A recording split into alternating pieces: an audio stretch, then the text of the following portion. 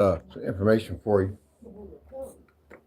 I got some information for you, and I want to tell you, I hope you got some volume. If you don't get no volume, I come back and do it again. I don't know, and everything like that. But what I wanted to say, I wanted to talk to you serious. I got some serious I want to talk to you about. I want to talk to you about something serious. It's gonna help you.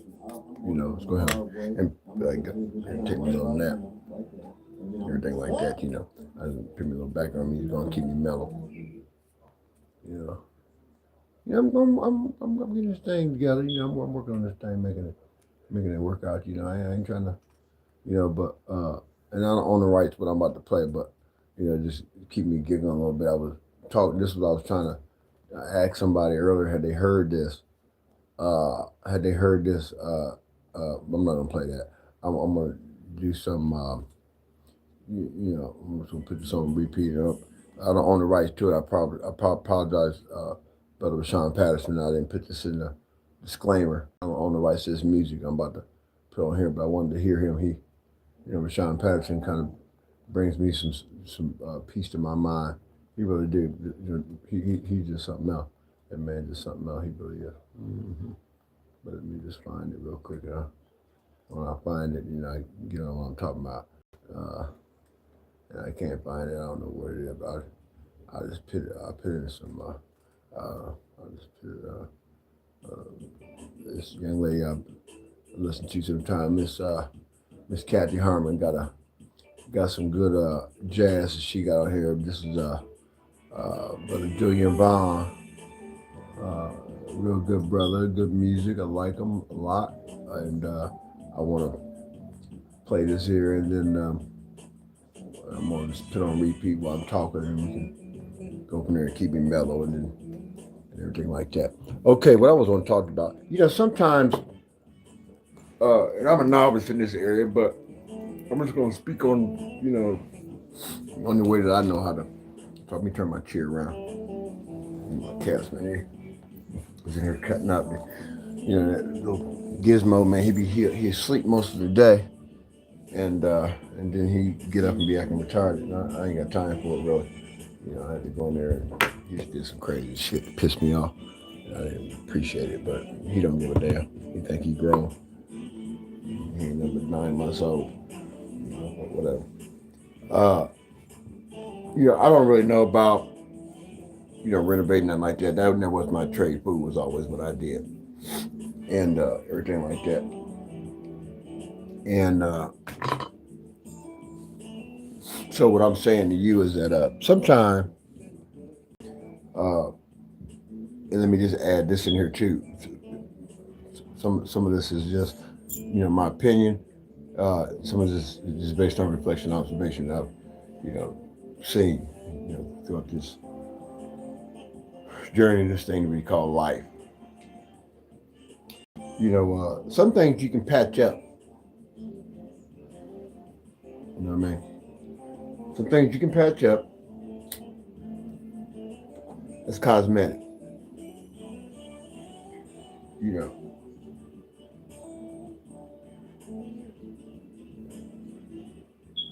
Don't misinterpret that means sweep under the rug. I'm saying patch up, cosmetic. So something you can sit down and talk about, shake hands and be done with it. Sometimes you need to renovate. Okay, I'll put something down the stairs. Yeah, I don't be prepared sometimes on this kind of stuff, but let me help you. So sometimes you have to renovate. Okay, you have things down, replace some things. You know what I mean? Fix a couple things up. Not rig up, fix up. You know what I mean? Do it right, make it look better. So you got the cosmetic, you got the renovation, image kind of thing. You know what I mean? Reconstruction. You know, reconstruct, reorganize, revisit some paperwork, some documents, different things like that, and then some things need demolition. You know what I'm trying to say. Some situations need that.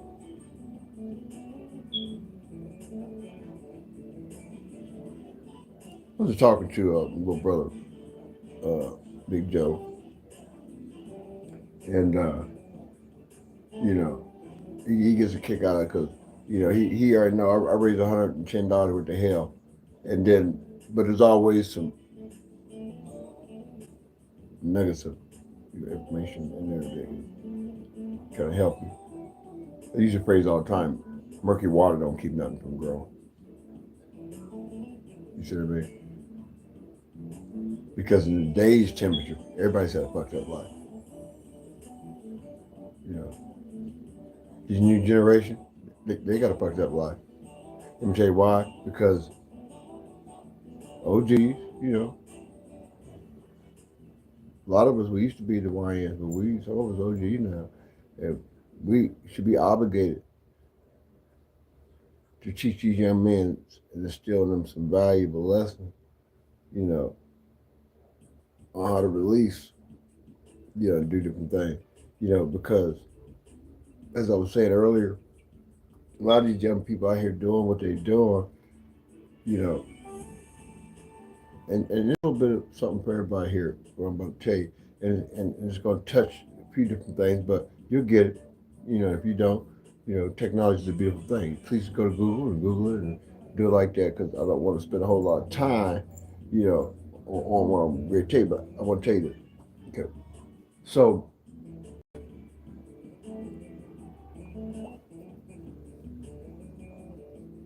a lot,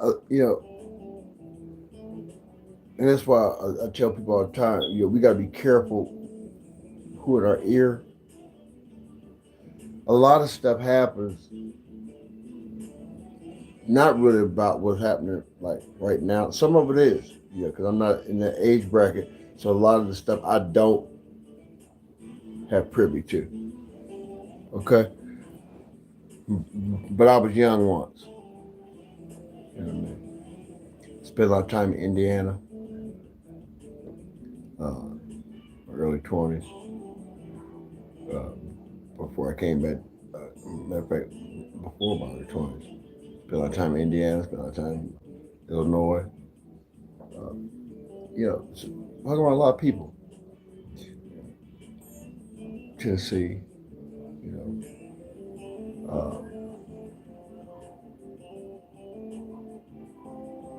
lot of stuff is connected to old history. A lot of this stuff, these young men, Little Dirt, these other came from, FBG, a lot of these different sets that I'm familiar with. A lot of this stuff is old history. And it's not always about what you did. Some folks is out here doing stuff because they're guilty by what? Association. Mm-hmm.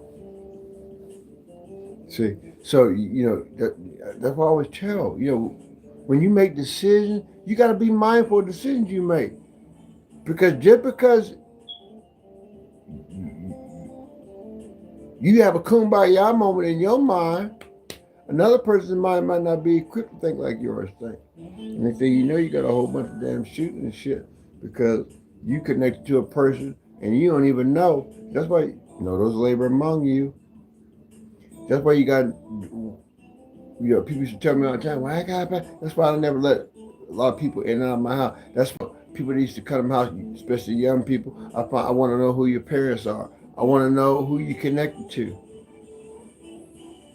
You know what I mean? Because I don't want to be connected to somebody, because I don't have ops, right? And I don't need to be connected to people that may be part of an opposition that could, eventually contaminate, taint. You just gotta be careful, because what happens is people be talking and going crazy and shit like that. I was talking about.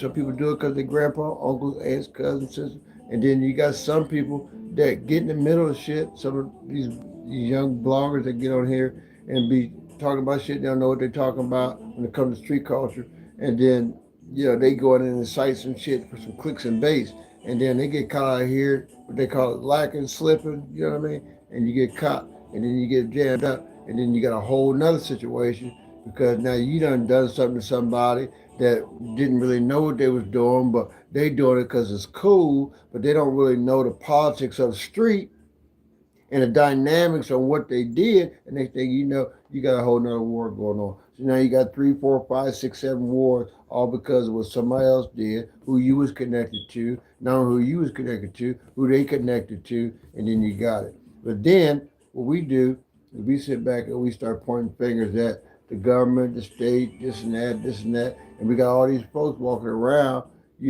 talking about what they doing for their community, and in the meanwhile, they point at DC. DC 8, 7, 8, 900 miles away, some of these places. And people crying about what's going on. Oh, where the fuck is the people that's supposed to be sitting there on the watch? So I'm talking about. And then, and I always take it back to the church. Because the church folks are always the ones up condemning the center folk. But the church folks are doing the same stuff that the center folk is doing. And then when the church folk get caught, they expect the center folk to forgive them and then flip the script with this, spiritual reverse psychology. Well, Jesus paid it all. Yeah, I know what Jesus paid. What did you pay though?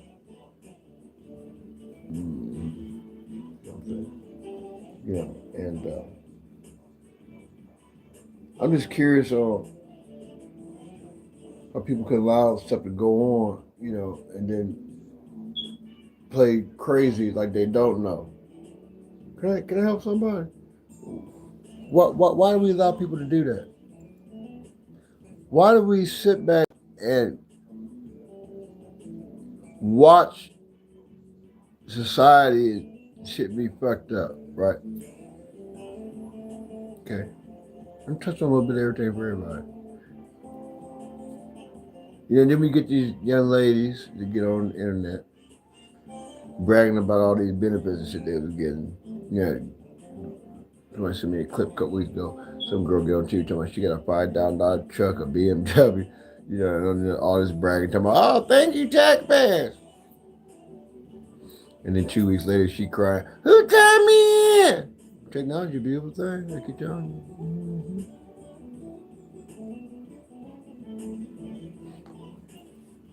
So what I'm trying to find out is what we're really going to do. One person can't do it. 2 people can't do it. 1,000 people can't do it. Everybody got to be a part of it. Because we got some young folks that's coming up, and they're going to be messed up, man. They're not going to have a shot. They're going to be forced into life of crime. System setting them up to fail. And then what happens is, the police, they got all these laws. They'll arrest your ass. Get ready. Christmas time coming. Get ready for the liquor sales and stuff. Get ready. I'm telling you, they're getting ready. Because they notice all this shit. Go on the miscellaneous and look at all this stuff that's going on up in Washington. Look at the corruption that's going on in these different law enforcement establishments. Shooting innocent kids, people getting acquitted, and you got people up in Washington doing crazy stuff, and they talking about war crimes. You know what I'm talking about? They're cutting all these programs, leaving people vulnerable. That's going to incite some situations in these major metropolitan cities, namely the urban communities and less fortunate, impoverished communities. These people are going to suffer, and it's going to incite and cause resentment, bitterness, and violence. And you know what they're going to do? Because people are waking up. There are people out here that's actively doing the work, doing the beat, and getting the word out. Community awareness, doing what they need to be doing. But guess what? They still got these private institutions that they're building, and some of them ain't up to quota yet. You ain't got to believe me though. You don't have to believe me. You don't have to. You really don't have to. I'm telling you the truth. I'm not gonna lie to you. I promise you, I'm not gonna lie to you. I might joke, talk some shit to you. I might even cuss you out and hurt your feelings. But I'm gonna tell you the truth. Truth gonna set you free. You know what I mean? Quit. succumbing to the system. The system don't give a damn about what you're doing. Red or blue. They don't give a damn. I'm telling you what it is. It's all in the plan. Let me give you an example. You go to the hospital, you get sick, right?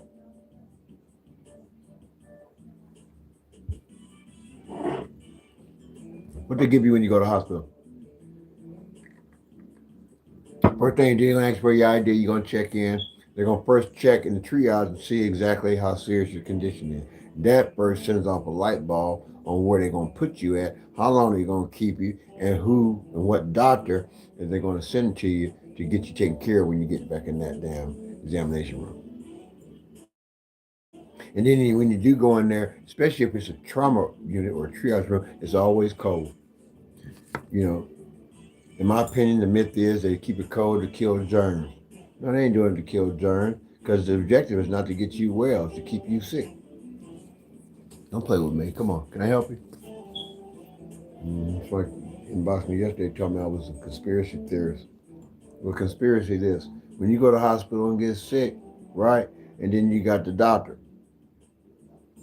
Sometimes before you meet the doctor, you got the nurse. The nurse got to get paid. The registration person got to get paid. The other person coming in, the podometrist got to get paid.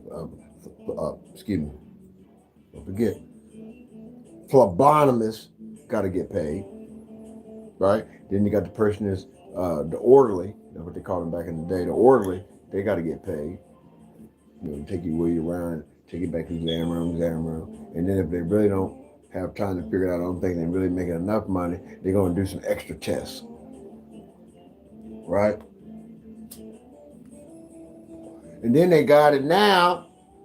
They probably always had it this way, you know, but it was enlightening on a few things that I wasn't aware of, but I learned something, you know, from being out of the hospital. That then they start looking into the computer system after they look at your medical history. This is the middle part. This is where the money play come in. Then you look and see what medicine you've been on. Then they got to find a medicine that's not going to counteract with that medicine. You know, and if they can't, they're going to find something close enough to it to keep you well enough until you run out or you need something different. And they're going to add another pill. And each pill has what? A side effect. And then after you get done with the damn side effect, again, this is Julian Bond playing in the background. It's not on my disclaimer, and I apologize, but I hope whoever views these when they do the guidelines, they see it, they do not take it down, do it again. I'll try to remember what I said. But what I'm trying to figure out is that then after that, they give you the medicine, has a side effect, right? So once you take that pill, you got to take another pill because of the side effect from that pill. And then after that one, if the condition didn't work, they give you another pill. So then the insurance, here you go. The insurance, this is where the insurance comes. The insurance is going to cover your stay. And then the hospital, depending on how sick you are, they're going to max the stay out of it and make enough money on all the exams and stuff like that and the prescription. They're going to keep you and max out your insurance. Pay, and then they're going to ship you out of there, give you enough medicine so you can have another situation, and then you go back. You know why? Because if you get well, you don't need a doctor, right? You don't need a doctor. You don't need the medicine, pharmaceutical companies. You don't need the drugstores. You know, because one time most of the stuff they sell in the drugstore was over the counter, and they sell that shit in the supermarkets. Don't play with me. I mean, Rite Aids and the Rite Aids and damn what was the pharmacy back in the day? Mm-hmm.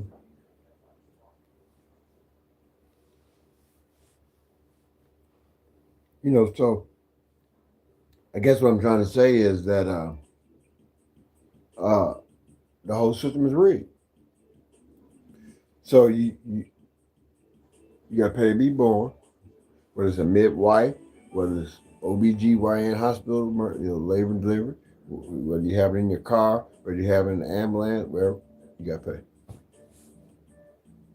You get shot by the police, whether it's an accident, you get shot, they get shot, and ain't nobody paying the money, and you ain't no GoFundMe, and you ain't got this and that. Guess what? You got to pay. Mm-hmm. And then before you do that, guess what? Before you even, there's some funeral homes that are so ruthless with it, they ain't doing shit until you got all the money. They ain't working with you. They don't give a damn about no tragedy. That's what they're in business to bury you. They're not in business to make deals because they're for profit, right? Unless you're Muslim, something like that. You don't do embalming unless you're a Buddhist, unless you're from Laos. Buddhists and those different type of religious beliefs. They don't do embalming and they do direct burial. Some of them do. I've been to a Buddhist funeral. I've been to a Muslim funeral. The Buddhists, they throw that gold and stuff down in there. Man, I had a good some friends that grew up with when I was a kid in Springfield, the Sourcine family, and good young lady. Her name was Comping. Comping was a real nice Laotian lady, and I thought she was nice. They taught me how to pick worms, dig worms. I was dig worms, man, make a shitload of money at 9, 10 years old. Man, I'd be out there, down there, up in them damn rivers and creeks down up here, up in Xenia, Youngstown, Urbana, damn Clark County. We'd be down there all through there, man, down in them damn forests and fields and shit, back here with them things, with them buckets, picking, digging worms and filling them up, eating sticky rice, chicken feet. Yeah, yeah, man. You know, so Ping was the husband. I think Ping was his name. Ping was the husband, and they had children, lots of eye, mixed eye, pissamai, some chai, on chai. And there was an older daughter. I forget where she lived at, but they lived right across the street from us, and they were good friends of our family at that time, long before the other kids came. But they were Keita might have been born. I don't know, but I know the Sourcine family. They were good friends of mine. And, I learned a lot from that culture. A lot of different things.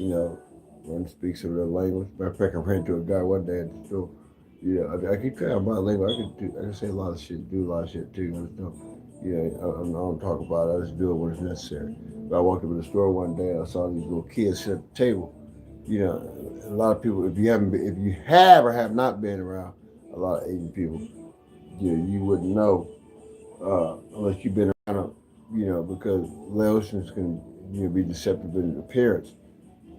A lot of people get Laotians confused with there's another country real close to Laos. I can't think of it off the top of my head, but they get those two mixed up together. Uh, and everything like that. But that was a lovely family.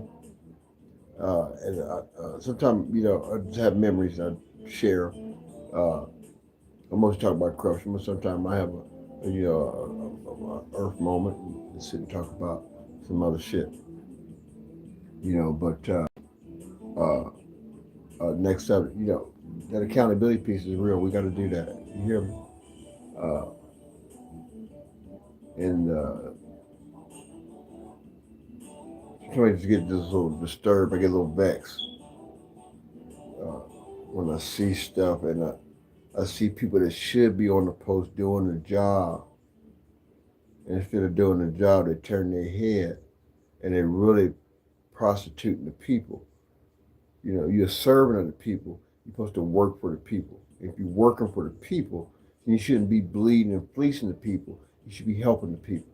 And you can't help the people when you congregate together and then you trick and play mind and manipulate and play mind games with people. And then every other, I'm paraphrasing, and there's a slight exaggeration in this statement as a disclaimer for the gatekeepers that have the people, watch me like the CIA and everybody. I tell them I'm counterintelligence though, so I'm not really concerned. But I like to keep stuff on the straight and straight.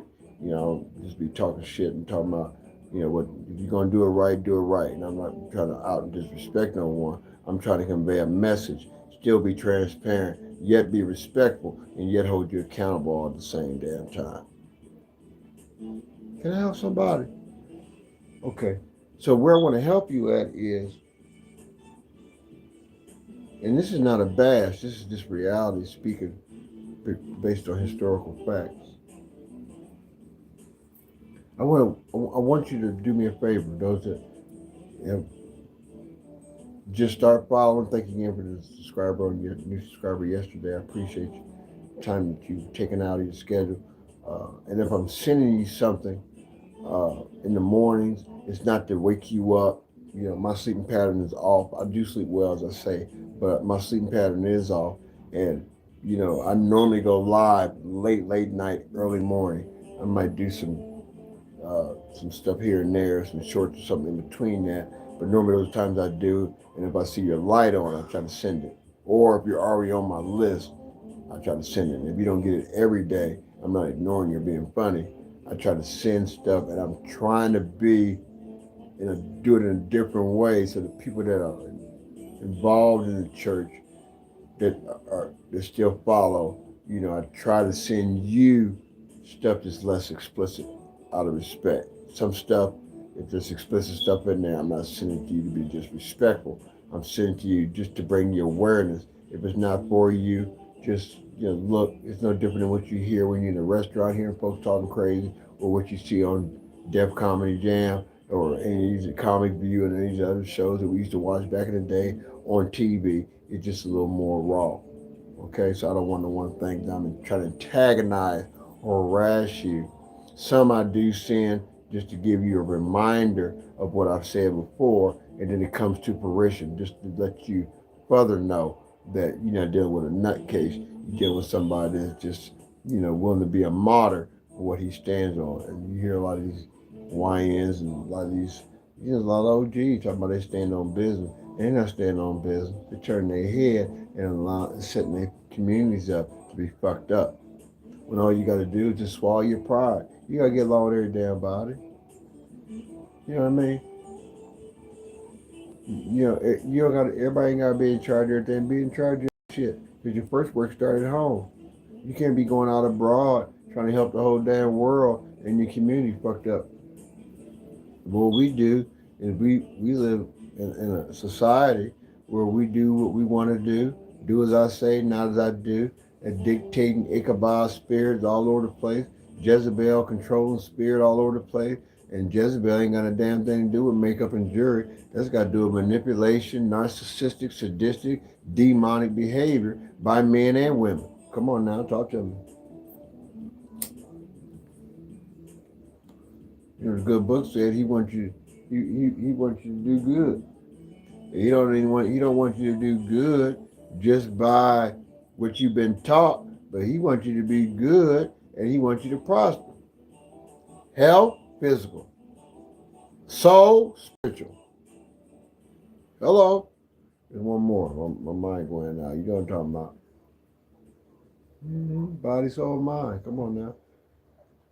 Yeah, he's going to help you in threefold. And you ain't got to be deep and be, a holy roller, gospel trailblazer, run around here with a briefcase. And just because God taught you don't mean grab a briefcase. Sometimes it means sit your ass down and reevaluate you. Lalo Hathaway sang a song. This is your life. You hear? Well, I'm just trying to help you. And another thing, one of my, I still, I don't want people to think that I make statements like this, I'm being funny either. But I got a little brother, he's my former deacon. And if you ever come on live and you hear somebody say, hey, pastor, I can't get him to quit calling me that. And I feel bad because, I do be saying some crazy ass shit sometimes to people. But it is what it is. That's my mouth. That's what I say. And obviously there's some kind of impact that's been in his life. I honor him and respect the fact, that he still shows me that respect. I don't deserve it. I don't walk in that authority. I don't walk in that particular light. But I can appreciate the fact that, he still has enough respect for me, and honor that, and I'm respectful for at least that, and I honor it, but that ain't giving no one else the green light to be calling me pastor, because I'm no longer a pastor or clergy, so I don't want them to think I'm just, the cussing pastor like that, because I don't go to church at all, I still associate with some church folk, but I don't, I don't get in traditional, church setting. I'm more agnostic. So, more agnostic. I believe the whole Bible. I just believe that, my worship time is in my chair right here, or on the couch, or in the bed, or wherever else I'm walking. This is how I feel. I know what y'all teach. Take that to the assembly. I get all that. But when you go to the assembly, you get abused, you get violated, you get mistreated, you get SA'd, you get money stolen, and you get folks who run around here, emotional and run around here dancing and shouting. And everybody knows and I still cut them. I can't pick them up, pick them down like I used to, but I'm gonna praise them, in the way that I praise them, and I'm gonna show thankfulness and gratefulness for giving me this mouth and to breathe on this borrowed air, this borrowed time by speaking the truth. And as I always say, you can call it whistle, listle, nissle, or thistle. I don't care what you call it. The truth is the truth, and I'm going to continue to do that. And I'm going to leave that with you, a trail of it, one day at a time. It might be today, might not be tomorrow, but you're going to get it whenever you get me on this screen. You're going to get some truth, and you're going to get nothing but truth. And I'm not going to say so help me God, because I know God going to help me, because he didn't let me die 3 times and have these situations and procedures go on in my health and my body to let me come back and be wasting people's time acting like a damn fool. You hear what I'm saying? But I'm going to act a fool in this way, and that's by telling the truth. Mm-hmm. And it's going to hurt some folks' feelings, and it's going to step on some toes. But I wanted to talk about something,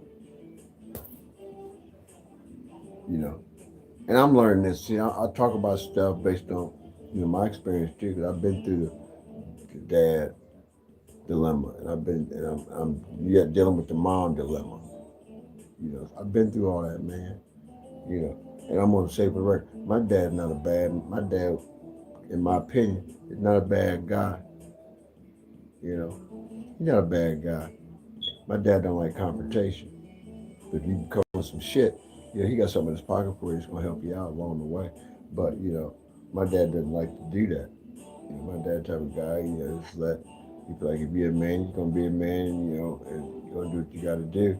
But a lot of people, men, because I'm a man and I did it, sometimes we think that because you did it that way, it's gonna work for your offspring. And it don't always work like that. Especially when you got a sadistic mother that put some stuff in your head about your father.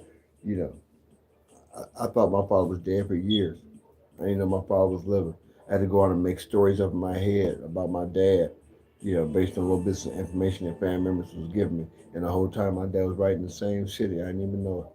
I had laid eyes on my siblings, was putting them out of my restaurants when they was coming in. They wasn't skipping school and they wasn't bad kids to my knowledge, but I would put them out of restaurants. I was working in the Linden area and never knew all them years they were my siblings. 2 to be exact at that time that I saw. Didn't know they were my siblings. You know what I mean? And then I get taken from my family, miles away, get adopted into a whole nother family illegally, and don't even know none of them people, with the exception of maybe personally know them. And that's probably one. And that's my little cousin Rosalind and her children. And that was my stepdad's sister's kids. And that's the only person that I ever stayed with. And I was only staying there because I was having seizures on my job. And again, my mother didn't give a damn about it. And she was sending people from Springfield up to my church, and they would go back and report to her until I was devil possessed. They observed me and told me I was devil possessed. One of them dead. Oh, Harris girl, she dead. And the other girl, they said it was lesbians, but I heard it was cousins. I don't know what they are. Pam. They came to my hospital room, and I didn't even know Pam. I don't know who the hell Pam was. Still know. I just know she had a bad acne problem. And, I don't know what her and Michelle Harris had going on. Don't really know. Don't really damn care. I never done nothing to Michelle or her mama. Don't know nothing about them personally, and don't really give a damn about none of them personally. All I'm going to say to you is, when you got these people that be in these cults, And I'm not saying that Grand Avenue was a cult. I'm saying the lifestyle that she lived was different than what she betrayed to the people over there at the church. And a lot of those people over at that church over there knew, because a lot of them could have been going to jail. They sent a man to prison. Now I'm just gonna be. Let me just tell you about this, okay? I'm gonna tell you how deep what trauma can do to you. I was at a church. Guy gave me my first job, James Ferguson. These are facts I'm giving you here. Guy James Ferguson, Springfield, Ohio. He stayed with a family called the Robinson family. Single guy, nice guy. Gave me my very first job, about 13 years old. Popeyes, Limestone, corner of Limestone and Indiana Avenue, Springfield, Ohio. It was about 1983, 84. Maybe younger than that. Shirley Murdoch used to come in there. Shirley Murdoch, if you're I'm just a young man that you came in and shook my hand. I think it's the same year you came out with that album with Dale DeGrow, Spend My Life With You. If you give me permission, Shirley Murdoch, and some of the people that I know that's connected to you down there in the Dayton area, if you can inbox me and give me permission, I like to do a dedication, play that song, without putting that disclaimer up, because I am an Ohioan. And Miss Shirley Murdoch, the music you was playing back in the 80s, honey, did some stuff for me. I ain't gonna tell you what it did for me, but it did some stuff for me, child. It wasn't bad, I'm telling you, but a lot of that music, and I met you that day, and 2 weeks later, I got robbed. That's crazy, ain't it? I'm listening to Dale DeGrow. I think that's how you pronounce his last name, Dale DeGrow. They singing that song. I'm such a blessed man to have you. You know the song. Come on, Dayton folk. Y'all folk from Dayton, y'all know. Shit, a whole bunch of folk come out Ohio. Shit, you know. I wish Holly Berry's ass would have been, different. Shit, I like to go over and visit her. She in Ohio now. Somebody ran into her, took a picture. Somebody told me and said she was up in Ohio. We're living now. Her, which is cool. Holly Berry, whatever. She's a little different. But somebody said she couldn't cook. I don't know about all that. But let's get back to James Ferguson. James, good dude. He did for me. He did a lot for me. But see, James was slowly being tricked. And they was turning different people like James Ferguson, Keith Beard. They turning on these different kinds, turning these different kind of guys against me. And then they had these little, in-house homosexuals running around through there that was, causing a whole bunch of problems. Artez Wilson, had another guy in there. He ended up dying of AIDS. Uh, uh, I tried to help that dude, Willie. Try to help Willie. Willie, he really going through some shit, and people at Grand Avenue condemned him all the time. And y'all can't lie and say you didn't. Some of the ones that was doing is dead and gone now. I don't really talk about Grand Avenue too much, but we're gonna talk about a couple of y'all today and how dirty y'all did James Ferguson. How y'all, that's how the people over there flip on people. And that church, and I'm just gonna be honest about it, that church has been fucked up ever since Carl Kearnley left. Ron Cabin didn't do it no justice, because Ron Cabin, he connected the moons and shit up here in Michigan. And Ron Cabin, really, I don't really think the people wanted him over there. I think that, his mom and his grandmother, Sister Gould, they from Detroit. And I think that they had some influence, in there. And another thing, they didn't have any other ordained ministers outside of Bruce Kelly. But they didn't give Bruce Kelly no respect, because Bruce Kelly didn't get ordained in the Church of God. Bruce Kelly was ordained in Church of God Sanctified, I believe. And, the thing about it is, Bruce Kelly, he's not a bad guy. I don't think Bruce is bad. I think he did a good job with his kids, Scotty. Leslie had some issues for a while. I don't know that other one, the other little girl, because she wasn't around when I was there. Only one was around was Bruce, Scotty, and Christopher was just born when I left. Christopher was just born when I left. That little baby girl, that youngest child wasn't even born. And if she was, Cindy was just pregnant with her. But make a long story short, I was talking to one of them guys from Jackson. They told me one day, they said, "Man, you got a memory," and I do. And we share some shit, which is gonna really show you how you remember shit. And some of y'all that's dead and gone over there, you know, when you had this flashback, I wish I had access. And wish his sister would have turned her back on me like she did Dee Dee, because I never done it to Dee Dee, and me and Dee Dee was closer as flies on flies on. She married that big head boy down in New Jersey.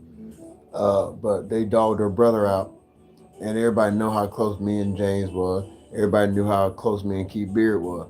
Wasn't nobody in that church closer to me and Keith Beard was, as far as young people. Nobody. Me and Keith Beard spent more time together than anybody. I didn't like his wife. I never liked Debbie. I thought Debbie was weird. I thought she was real weird. But, you know, it is what it is. We take. But James Ferguson, you know, this big titty girl come up in the church named Vonda. Now, I used to have a crush on her sister when I was young. I had a crush on Gay. I thought Gay was sexy as hell. I thought Gay had some beautiful, beautiful daughters. But, you know, Gay was way older than me. You know, Gay was way older than me. And but I had a crush on her. I thought Gay was nice. I thought that Gay was a good fit for that church. But, you know, Grand Avenue is a Republican church. Grand Avenue at that time was Republican, mainly Republican.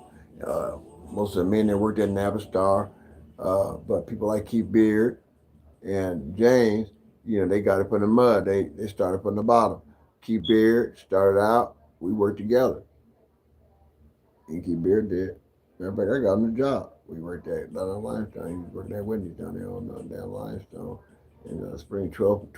The address over there was 12001 South Limestone, I think. Keith Beard was over there.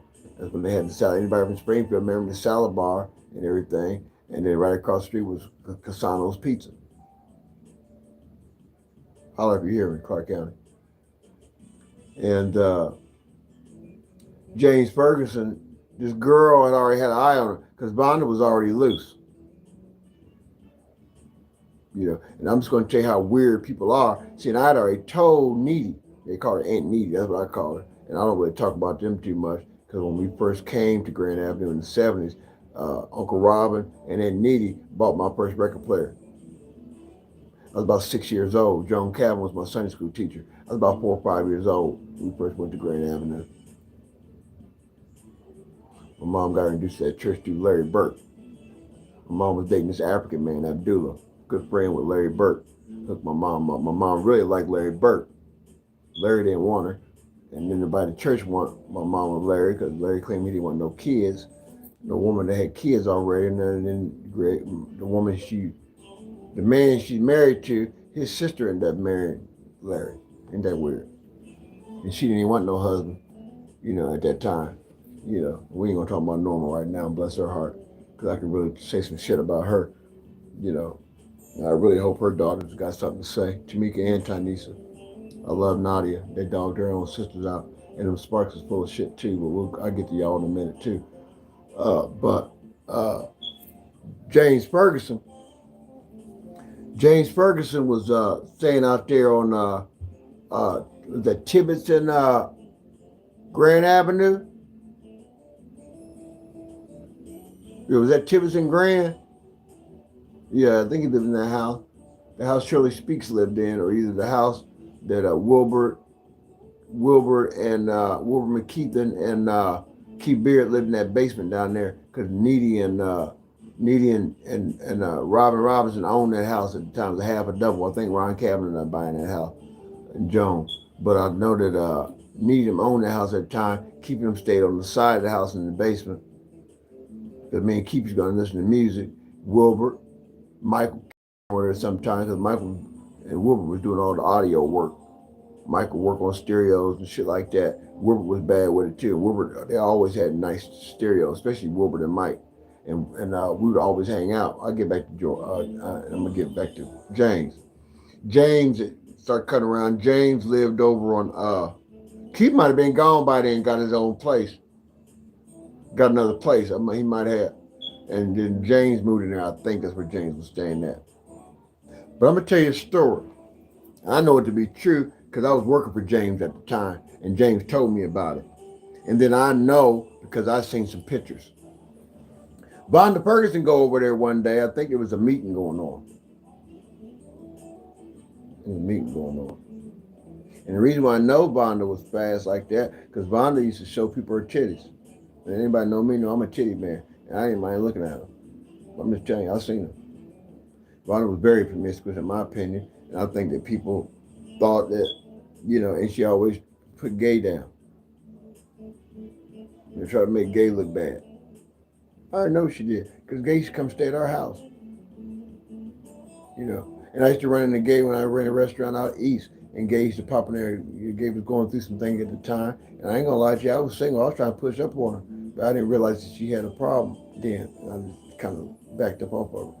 You know what I mean? I always had a crush on gay. Gay was a sweet girl, but this is what happens when you get weird ass people that in the church, and then you got these people that be so deep in God that they don't see it because they all clicked up, and the church was segregated.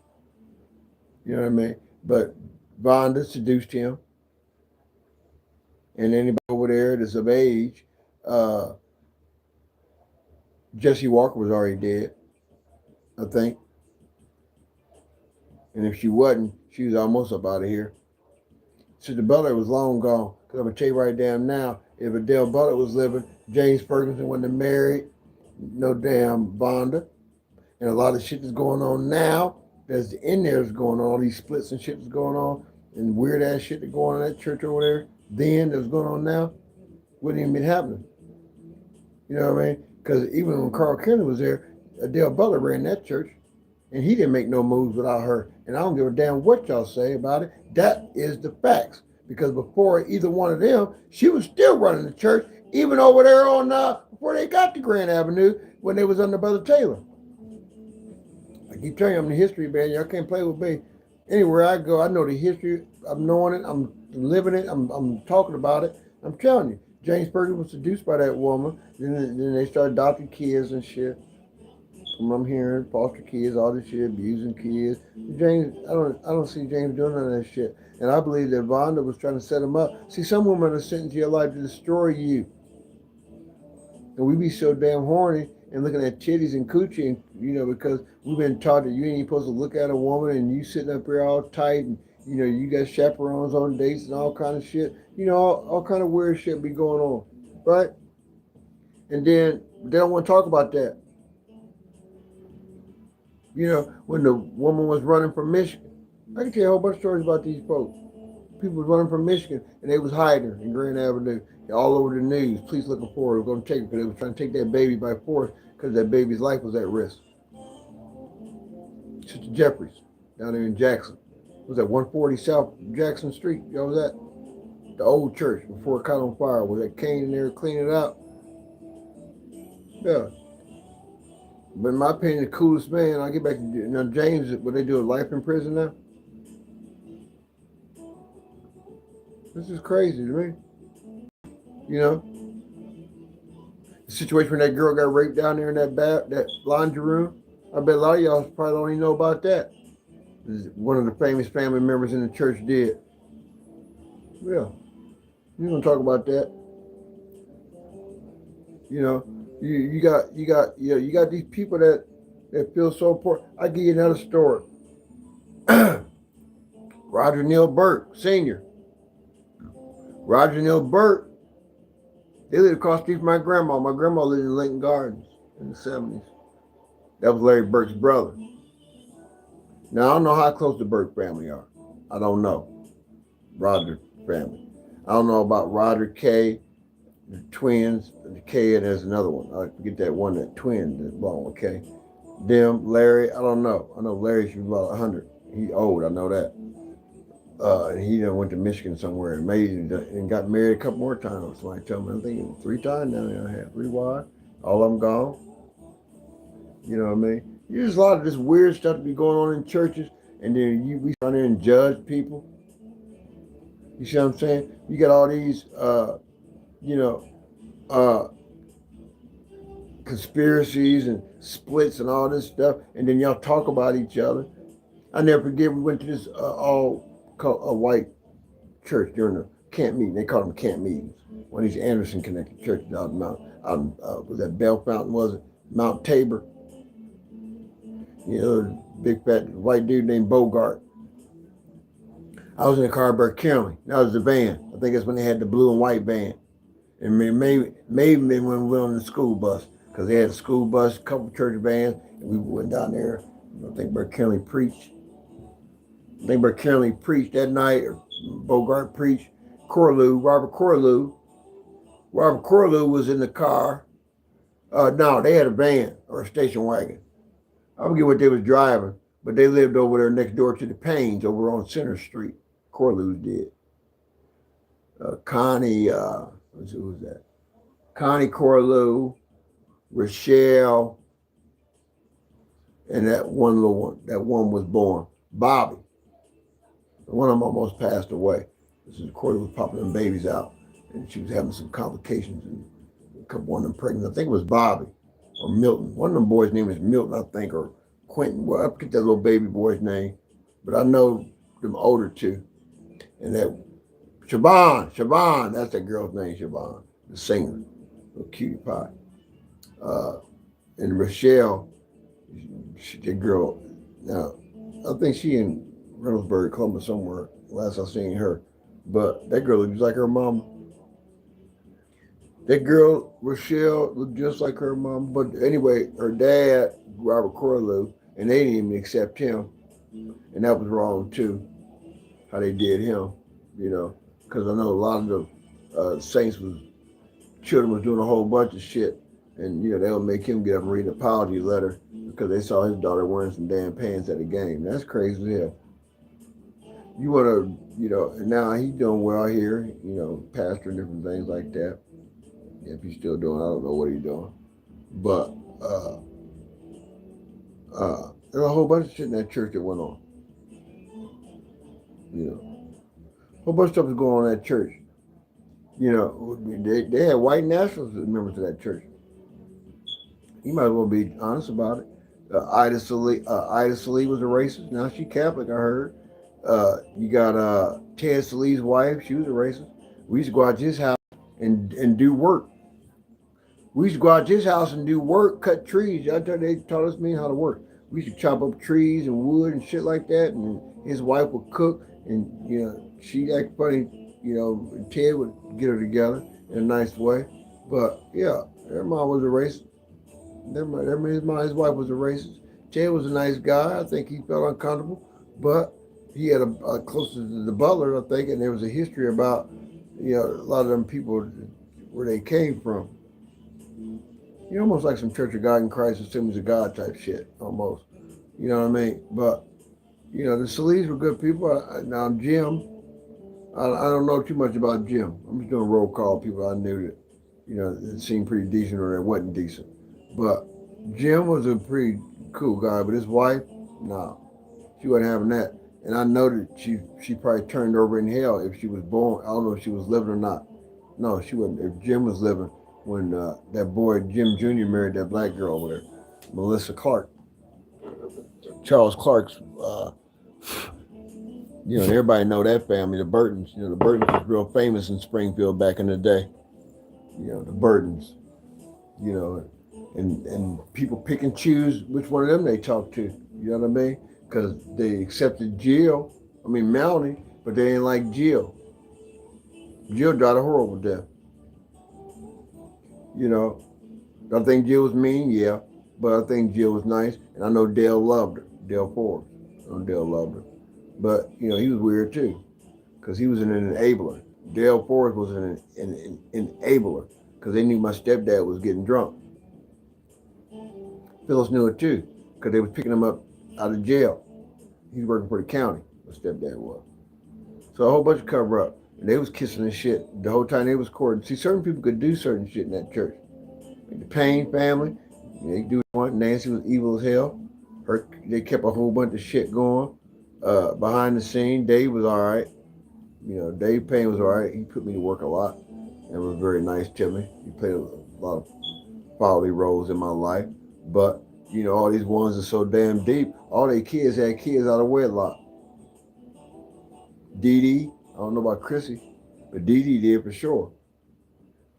I went over her house. She used to go over hang out at her house. She lived in North. She was single then. That little boy she had was a baby boy. He probably about 6, 7 months old. I never tried to talk to her nothing like that. Wasn't attracted to Dee Dee. You know, Cindy was my little thing. I was chasing around. You know, we was in Grand Avenue. That's only the girl I dated outside of that little Filipino chick I dated. A Filipino / Korean chick, whatever she was. Her name was Jennifer Trump Power.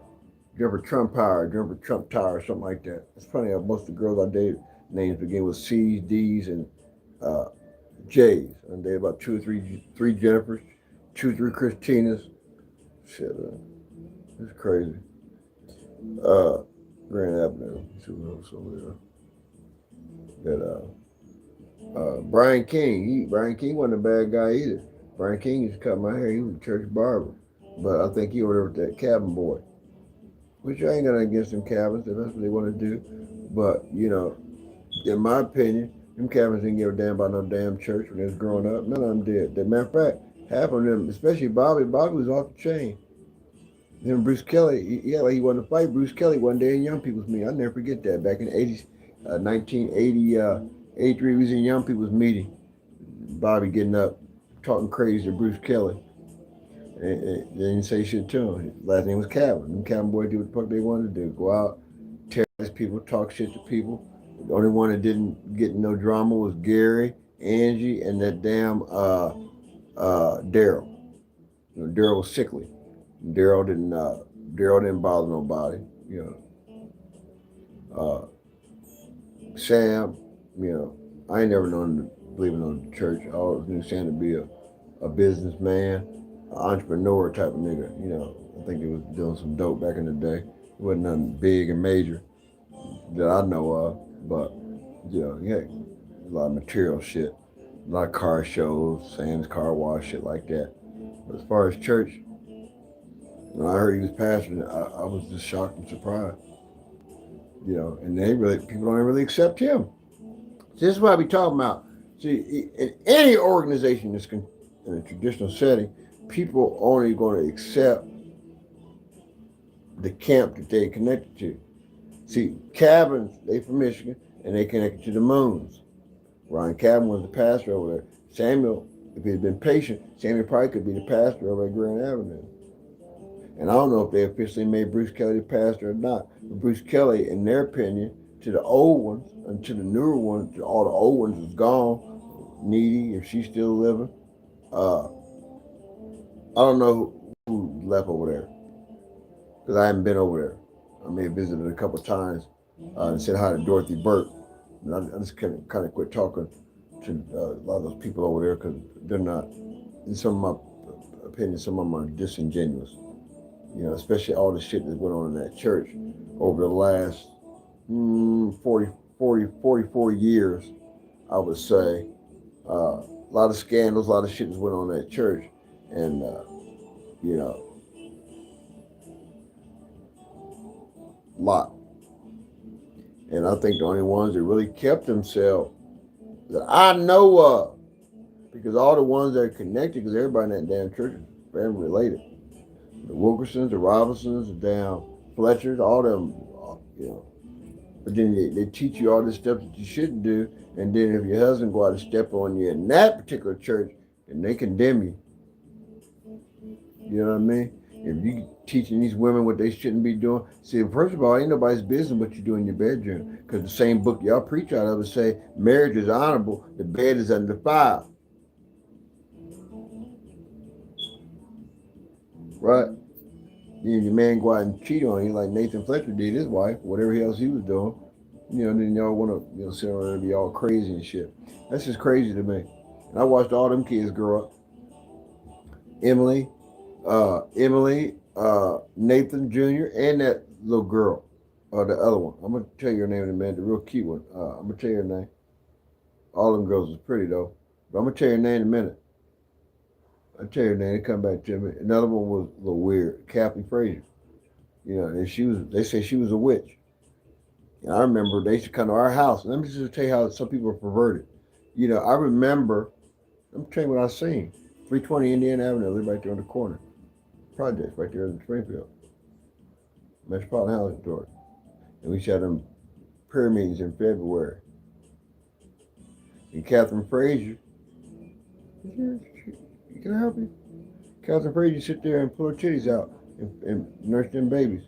It wasn't Richard, it was that little boy. And then later I found out she was starving kids, allegedly. I don't know what the hell was going on. Or I remember when they lived in Columbus. And this is when I think Richard was the first one working for the post office. Before they was going around passing the tests around, having everybody take the test. I think Richard Frazier was the first one working at the post office. So we used to go to his house all the time, Richard and Catherine. And the only one was born in was Richard, the oldest boy. Mm-hmm. Yeah, Catherine would get up, be testifying, and start crying, foaming, spit flying out of her mouth and shit. And Richard was always low key, sitting there quiet. Richard used to come over and pick me up when I was about 9, 10 years old, man, and ride me around on his motorcycle. See, I remember the people that, invested time and, patience and energy into me, man, and it's mostly a lot of the men. The women over there, it's weird. Me and Joan Cabot never got along. I never lied, and that's part why me and Ron didn't really, we talked a lot. We played some chess every now and then. I would go see him when he lived on Marshland in Lower Arlington, and I would go over there and play some basketball with him when I was younger, and I would talk to him. But me and his wife, when I first came to Grand Avenue, she was teaching Sunday school down in that basement. We recorded music at down there. Joan Cabot was my Sunday school teacher, and she treated me like shit. I'll never forget it. I never liked her. I thought she was weird. I thought she was a little overly too quiet, and I thought that she controlled Ron behind the scenes. That's how I feel. And I think that they treated their oldest child, a little fucked up. And I keep telling y'all, these preachers' kids, these are the ones that are really to get traumatized and damaged because they see shit that the constituents don't get to see. And then they go through shit, and then the families hide it because of who they are. And then when the child ends up strung out, doing all kind of weird shit, because Ron used to cut my hair. Cut the house a couple times and cut my hair. I used to go over to the shop when he worked at Royalties, and he would share some shit with me, shit he was going through with the family, how people just, didn't treat him quite right as he felt. That's wrong. But then you got the other families that sit back and, everybody got a turn. Everybody got a turn. Think about this. Brian King. Now, I don't know if he's legally married still or not. But the only reason I really never bothered Brian or his wife or Dwayne or Cindy, and I never cared for Dwayne. I never done nothing to him. But, I thought he was weird too. His situation seems a little fucked up. For someone to come from such a privileged family. I never understood that about that particular family, especially the mama. And she was one of the main ones that wrote letters and did a lot of weird shit. Diane King. And last time I saw a picture of her, she had a face full of makeup on. So I don't know. Which I ain't got nothing against it, but come from the background I come from, the way that she was so deep and saved back in the day, you would have never thought. And she was an usher at my mother's wedding or wedding planner at my mother's wedding. Or whatever the fuck she was, organizer or something, I don't know what the fuck she was.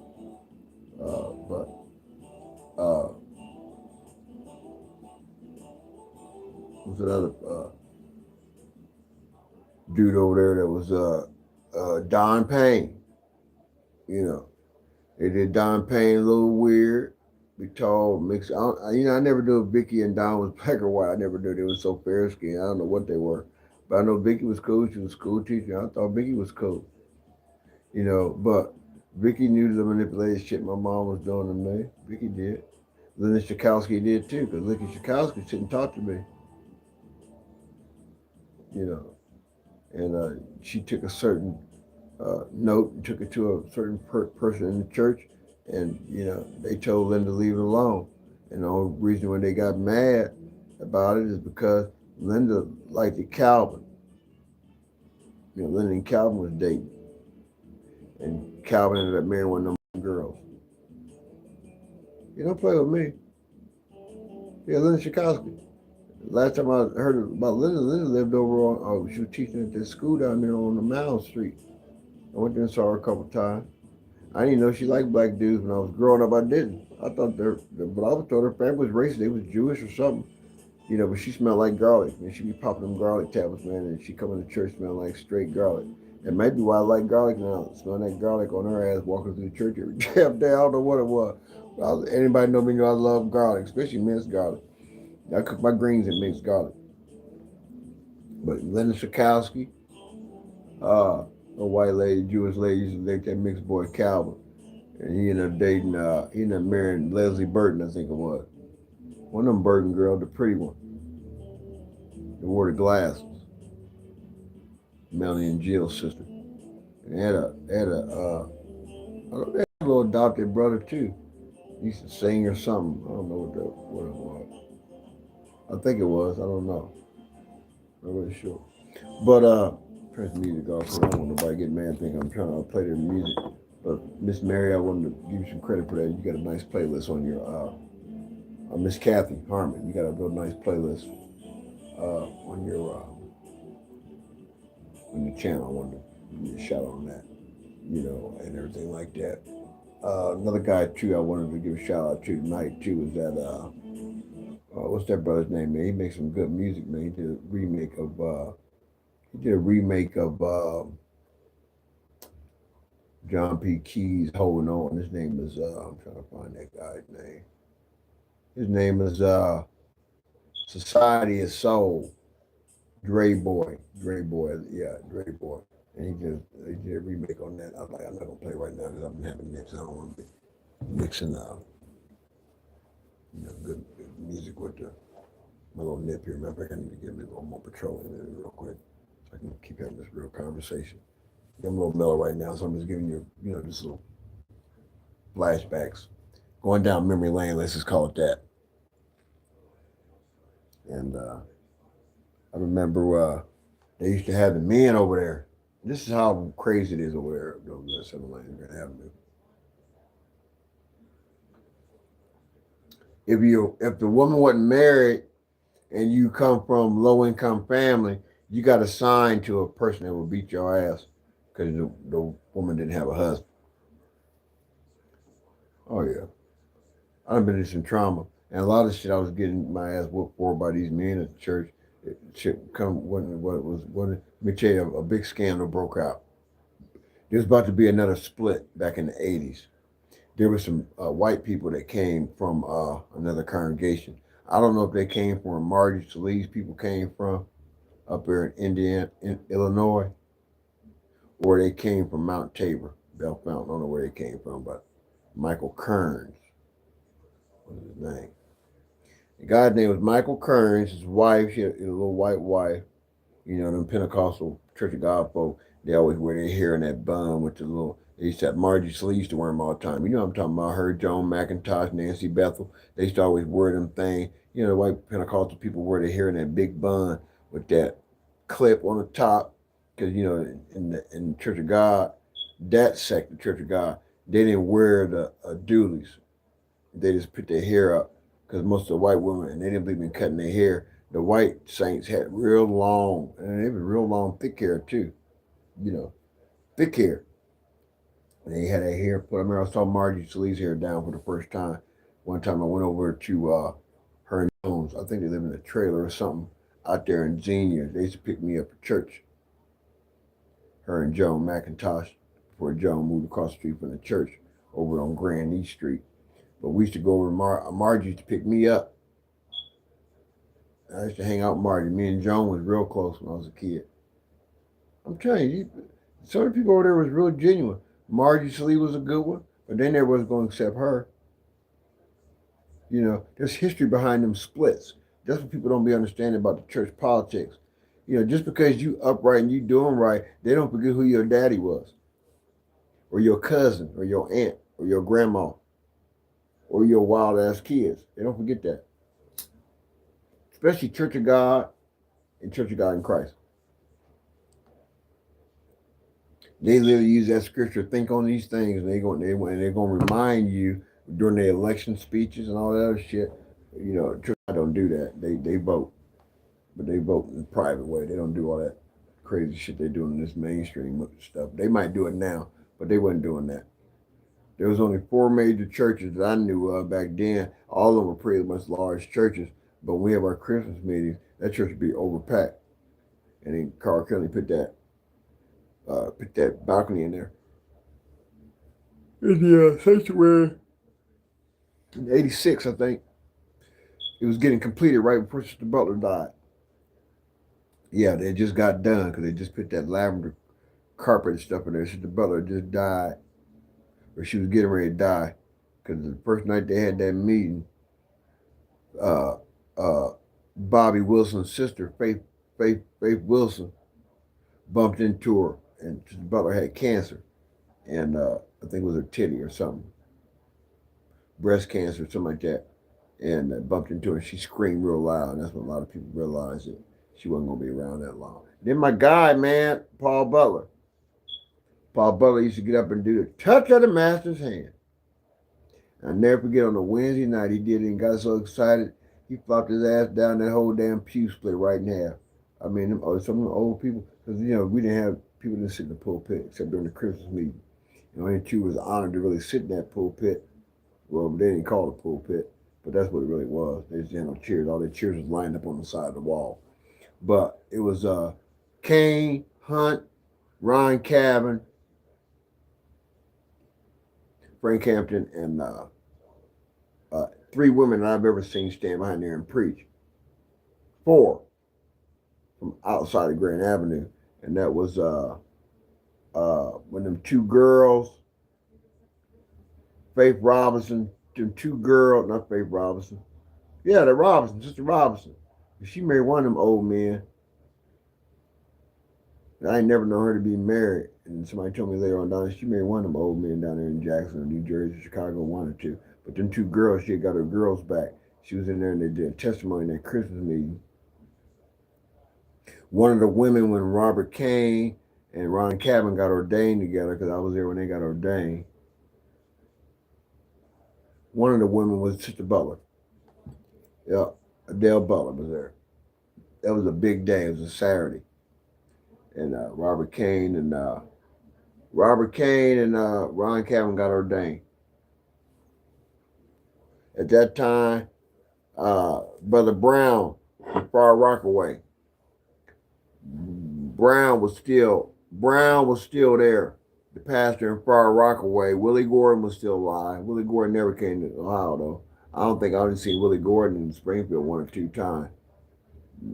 And his people would come, especially that broadcaster. Man, you just had that broadcast right there on the church on South Drexel. And we go down there and then we leave there and go to the Cook Convention Center down the street on Sunday to end it because it'd be so jam-packed. It was almost like a little Memphis, really, the meeting was. And that would be during Memorial Day. Christmas meeting hosted would be Springfield. Labor Day would be Jackson. Thanksgiving would be Plainfield, New Jersey. Memorial Day would be Chicago. And that was it. Jackson would be Labor Day. Yeah, September. And then that's it. These other churches, wasn't no Georgia, wasn't no all these other churches out there now, nowhere. There wasn't. I told you who the pastors were. Frank Hampton was Jackson, Carl County, Springfield. I forget Brown's first name, but Milton Brown, I think. His name was Milton Brown. Brown out of Far Rockaway, Willie Gordon out of Chicago, and Eric Jones out of Plainfield. But that girl from Chicago, you go to their church, you be at Cook Convention Center on that Sunday and the end of that meeting, and you hear that woman on that broadcast, "This is pretty important." I don't remember how the whole broadcast went, but that woman had a voice on her, man. And they had a Hammond in that church. Everybody else had a piano except Grand Avenue. But damn Chicago, they had a Hammond up in there. I think it was a Hammond. They was playing the organ. And then you had a bad musician over at in Jackson. If anybody from Jackson so far, especially McCraney's. I talk to McCraney's every now and then. They good people. I remember the daughter, the sister. She's a real nice lady. She's been nice to me. Calvin Jr. has been real nice. And Brother McCraney and Calvin. And I apologize, Brother McCraney. I know I've seen you some stuff sometime you probably won't hear, but we adults, and I respect you. I know you say for real. You and my cool cat down there, Robert Hunt. I really like that dude. That dude had a gold tooth, That dude, man, I told Brother Crane last time I talked to him. I said, man, that dude would walk down the side aisle. He would always, and it was so funny, man. Brother Hunt had this smooth haircut. You know, he had that slope, like kind of like lump. I ain't gonna say lump, but he had that kind of steep on the top of his head, and it was slick on the side. And he walked. I never knew he had a leg problem. I thought he was a pimp. I did. The dude was so cool with it. And he'd be walking, man, smooth. Even when he'd be happy. But they called it rejoicing. They didn't call it dancing and shouting back then. They called it rejoicing. And they would be leaping and shouting. He had a nigga down there named Basil Hampton. Anybody know Basil? You know, Basil, you talking about Spud Webb. And everybody know them Hampton boys is tall. I don't think any of them short. I don't think none of them short. Let me see. I always get one when I used to talk to Quentin. I always miss one of them girls. I forget which one it was. But that boy that got the church over there, he did a good job. Johnny, is that his name, Johnny? Yeah, he doing a good job over there. His dad, he's married to, my good friend's daughter, Roger. I remember that girl was a baby, her and Mark. I'm always gonna respect Dorothy. I am. I'm always gonna respect Dorothy. Dorothy ain't never done nothing to me. I don't agree with kind of where our friendship is kind of disintegrated, especially she knew the love I have for her husband. But Dorothy been through some trauma, and I can understand it, but and I've always been a little outspoken. Her husband's about the only one that can keep me calm. I'm just being transparent. Oh yeah, when I would get depressed, Roger Burt, I would call him at his office. He worked downtown at the welfare office. I think he was supervisor. I don't know. He worked there for 1,000 years. I went down there. I would go in his office, sit in his cubicle, and then just talk to him. He would pray for me. And when he started getting sick, I go over there and help his wife. They live on Yellow Pine. I go over there and help Dorothy. You know, they used to laugh at me because I wouldn't eat. I think Dorothy, and Dorothy's a good cook, but she bought something from Aldi's one time, and I wouldn't eat it. She called my mom. I think she did. Somebody called somebody because they laughed at me. I'm real picky about what I eat. I mean, and it's not that people can't cook. I wouldn't give a damn how good you cook. If it comes from certain places, I ain't eating it because a lot of that food from Aldi's be spoiled. One thing I eat from Aldi's is peanuts, and they got good creamer, and they got good energy drinks. Other than that, no, I'm pulling Aldi's.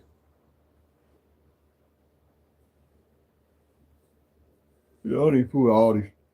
Shit, I remember back when Aldi's first came out, shit. You can go in Aldi's and shit was fresh and everything. Aldi's done got so goddamn ghetto now. They selling liquor and shit in Aldi's.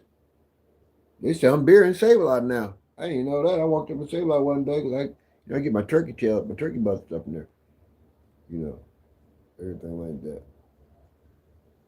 Oh, but I did want to say this part though about my brother-in-law. Even though I don't like him, Clifford, he did introduce me to the best damn band in the land. And that's the Buckeyes. Everybody know me. I was a Notre Dame fan. I didn't become a Buckeye fan until maybe a few years ago. I still got my Notre Dame. I still got my Irish band. I had an Irish band that I had made the clover, and I was gonna give it to my daughter. And, she acted like she wanted it. I ain't seen her mom was. That's one thing that attracted me to my last wife. She was a Notre Dame fan. But I'm not being funny, but them gingers, them the ones you don't want to be fucking with. If you deal in interracial relationships, you don't be dealing with no gingers. They crazy as hell. They usually on medication and don't tell you about it. But they'll tell everybody you on medication. But they don't take their medication. Yeah. Ain't that crazy about me. But that chick is crazy as hell. Something wrong with her. And I thought they was Christians. So I met my mother-in-law, and the first word came out of my sister-in-law told me on the phone. And I know people think I'm crazy. Why you keep doing these hillbillies, man? Hey, man, I ain't gonna get into all the reasons why I did with them, but we ain't gonna get into all that. I'm just gonna tell you this. If you in a relationship, if that's your choice of woman, if your brother and you dating these white women, Caucasian women, non-black women, if you're doing any of that, Okay? Stay away from the redheads. I ain't got nothing against them. Stay away from them. They got personality problems. And most of the redheads, they got daddy issues, and they usually only dating the black men, to be spiteful for their daddies. Because most of them redhead girls, they got Irish in them, and some of them is Jewish too, and they don't really care for, intermingling. They say they do, but they don't. They really don't. You date if you're in the ministry, you run across one of these women coming from the Southern Baptist Convention, stay the fuck away from them. Because they're going to look at you like you Martin Luther King, and next thing you know, you're going to be somewhere doing a speech and your ass going to be dead. I'm telling you what I know, man. I've been doing these white women all my damn life. And some, about them, the ones that go to church, and the Pentecostal ones that cross over, and the ones that we be giving all this play to be singing and sounding black, and they know how to dance, and they've been around black people in the hood all their damn life, and some of them even wearing hats and shit now, and brooches, and wearing wigs and all kind of lashes. They doing it. I mean, they doing it. I know. What bishop was that? I'm gonna tell you, bishop right damn now. They got a wife just like that, and she, yeah, and some of these women, they be. I'm gonna tell you right now, ain't no. Can I just be trans? Can I help you? I'm gonna tell you, Chief. I ain't gonna lie to you. Only way you gonna make it in a major, predominant black Pentecostal church movement with a white woman as your first lady. First of all, it's definitely got to be in the hood. She definitely got to have true hood card. Okay? Because I don't give a damn how sanctified y'all women are. Ain't no woman over 55, 60 years old, and I don't give a damn how much of kumbaya y'all talking about in Jesus' name. You ain't having it. If that was the case, goddamn, the Assemblies of God would still be up under the umbrella Church of God in Christ. Ain't none of these major conglomerate white movements or major conglomerate black movements accepting interracial leadership, especially if the woman ain't got no church background.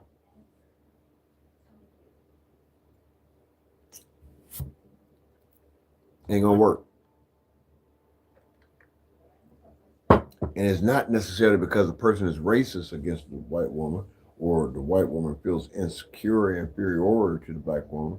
There ain't no black woman going to sit in a Southern established mainstream black Pentecostal movement going to sit there and let no white woman tell them what to do. Because in the Church of God in Christ, the church mother and the first lady, they're supposed to work just as the bishop wife and the supervisor, hand in hand. And if they don't have a spiritual connection going on where they can work together, the women's department going to be fucked up because the first lady has insight on that women's department. But if you want to be technical, the first lady comes under is subject to the church mother. Mm-hmm. In the local church, read your book, the old one and the big one, the big blue and white one. Read both of them, the new edition and the old edition. Like some of these men got it confused. Y'all think because y'all got a purple shirt on. Don't get it twisted. If you recommend one of these women to be a supervisor, if the general supervisor has the authority, constitutional authority, to tell you no and reject that woman. Hello. You ain't got to listen to me. That's what's so confusing to me. The national supervisor got more authority than any woman credential holder in the Church of God in Christ.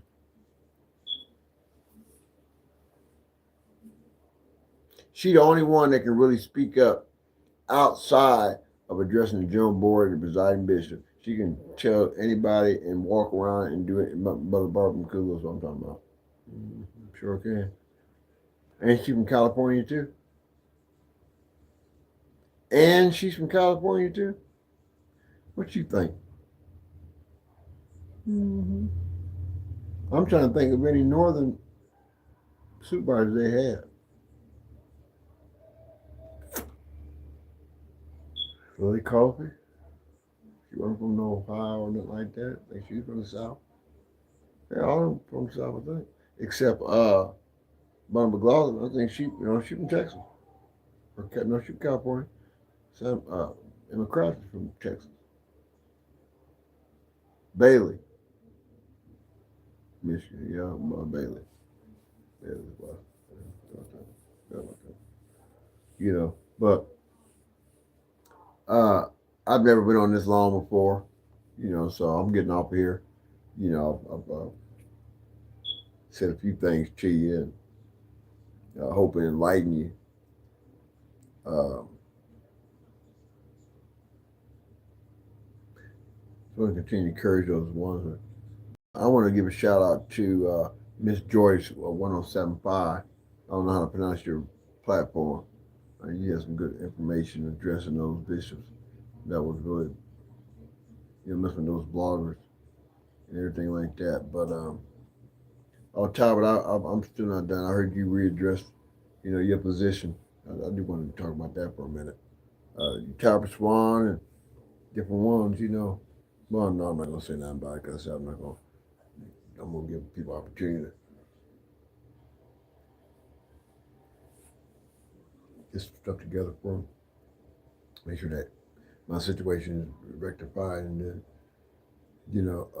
I'll be out there here, but my platform is still called corruption. But I want to know what happened up here in Ironton, and I want to know why Warren is situated the way it is. And everything like that. Trying to figure that out. But to all the seasoned women that have continued to follow, that's connected to the God Christ one way or another, I appreciate you. At least continue to follow and getting the information and enlightenment.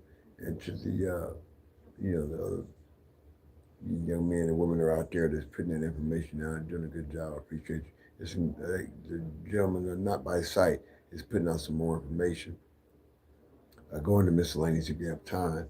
There's some updated information there for you concerning Ohio. I told you about that HB scandal that's being revisited. Some other situations about to transpire. I believe there's going to be a couple of indictments coming down. And I think it's going to be coming down before DeWine get up out of here. I'm not going to prophesy that yet because I ain't had a dream on it yet. But I told you about that missing money. Somebody sent me some. My wife said she saw it. Jives, I think Jives had it on there. And like I said, I'm not going to get to that piece there. Social fire.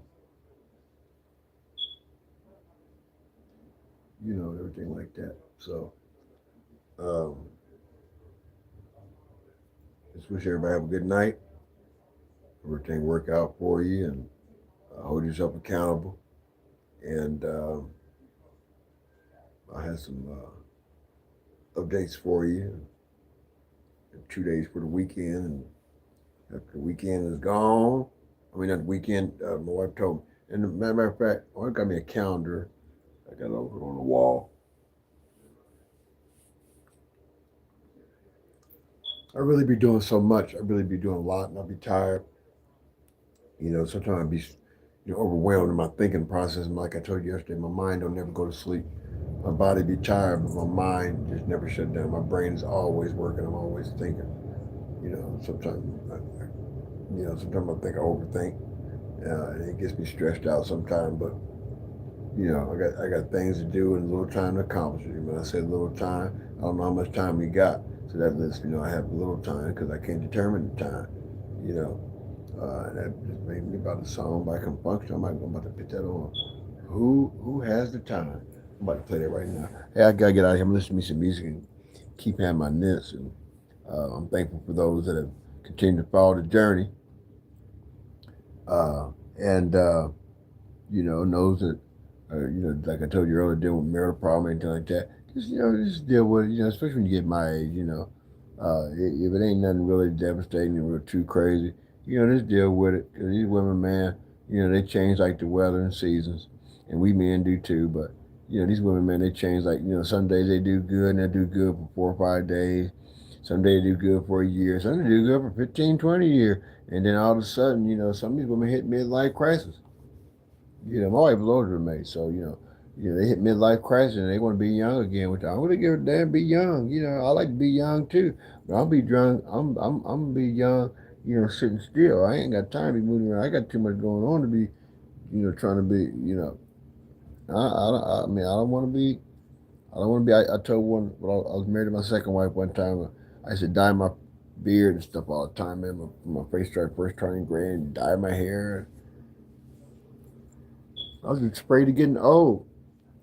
Well, shit, ain't no need to be afraid of it because it's coming. Whether you bold for it or afraid of it, it's coming. And if it don't come now, it's definitely gonna come later. So just get it together, enjoy the weather, and don't be like Seal, be like Johnny Gill. Just stay away from the fair weather friends. That's all I'm saying, man. Don't get play with me, man. I start rhyming and start talking, about some things, and then we go into third gear, and I don't want to do that. So thank you again for this 5 hours. I'm being funny. This hour and 30 minutes and counting. I appreciate your time. Like I said, I'm getting more comfortable with it. I'm just tired. I made a couple calls yesterday. I'm trying to have them down. This Kepler, they raised it, and this stuff be so strong, man. I take it every other day now because it'd be too strong. In this winter time, the climate, weather changes, get a little cooler. Just be affecting me different. So some I had good days and it'd be good, and some days, I'd just be tired as hell. I'm hoping that what time is it? This is 10 o'clock. My wife got off earlier today, so it'd be throwing me off. She off at noon or 1 or some shit. I'm sitting around watching the news and shit like that, and they got another door open and shit like that. I looked at my camera, I didn't see no damn, I didn't hear no thing go off. You want to be slick or shit? Every time I give her damn. I love it. Pop up on me. I'm like Levert, baby. Pop, pop, pop on my mind if you can. And if you can, give me some Peter Pan. That's peanut butter. Oh, yeah, it's Peter Pan. And everything like that. But that was Schoolhouse Rock in my closing. I was talking about 5, 10, 15, 20, 25, 30, 35, 40, 45, 50, 55, 60, 55. Stop. Going to miscellaneous. I got that on there. The Schoolhouse Rock. I got some Fraggle Rock. Some of you, somebody asked me to. I like a lot of that lo-fi music. I think it's how you pronounce it. I got some Fraggle Rock remix hip hop. I got some of that. Some of you old schoolers out there, whatever ethnic background you come from, if you like some good comedy, I got some Phyllis Diller in there. Anybody ever remember Madam the Madam X, that little puppet, that crazy ass puppet lady used to be laying in bed talking crazy to people. I got a little bit of her on there. I got some Flip Wilson on there, some Richard Pryor, of course. Definitely got some Keenan Wayne, boy. I'm gonna get you, sucker. I got some of that. I got a lot of good stuff in there. It's going to miscellaneous, and that's a little mixture of everything. Entertainment, a lot of more in detail stories about the corruption uh, in the state of Ohio. Uh, different things like that. Different political scandals. Those that were on Aetna Better Health. Don't be surprised, but they did get shut down. The Cincinnati office is completely closed. Uh, it's weird. You know what I mean? It's weird. But I'm gonna grow this beard. You know what I'm saying? Do what I gotta do. Keep true. Hey, I love you. Good night. Yeah. Tired. This minute. Oh, shit.